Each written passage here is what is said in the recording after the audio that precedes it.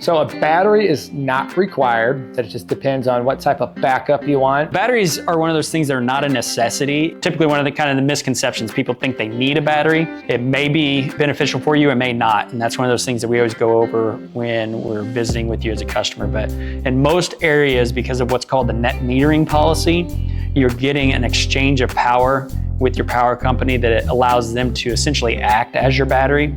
So then a battery, it comes into play on backup situations.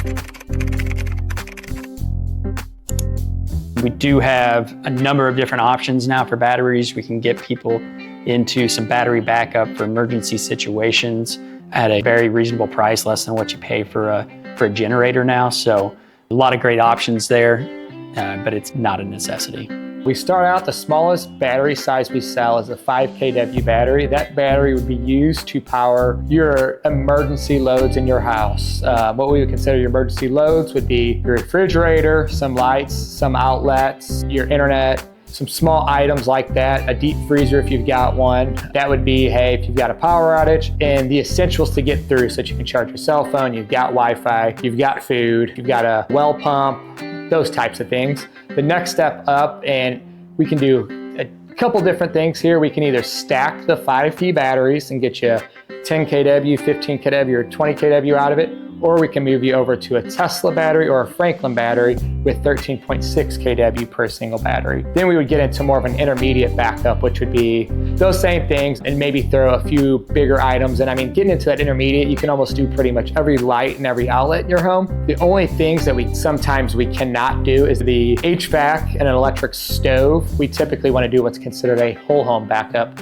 which is usually at least 20 kW or so of batteries. And it's all dependent on the home's usage as well. But that would be everything in the house. You're backing up all the lighting, all the outlets, down your garage door opener. Just, you'd almost live like normal in that type of a situation. One of the things that often we hear is people are like, I just want to get rid of the power company entirely. I want to be completely off grid. Being off grid compared to being on grid, it is a tricky situation. A grid tied system is when the solar is tied into your electrical grid in your area, and you use the grid for your net metering. So all the extra solar that you produce will go out to the grid. It works kind of like as a bank account. What you put in, you get to take back out. When it's nighttime and you need power, instead of having lots of batteries to store all that power to utilize, which is what you need in an off-grid situation, you can just store up extra power through the daytime with your power company. So then when you're taking power from them, you're just using the credit that you've stored. That's a grid tied, but off-grid system is where you are not tied to any of your utility company's electrical grid. You are standalone. Your system is off on its own. Off-grid system is always going to be solar with the battery, because you're producing that power, you're storing that power, and then you're using the power when you need it.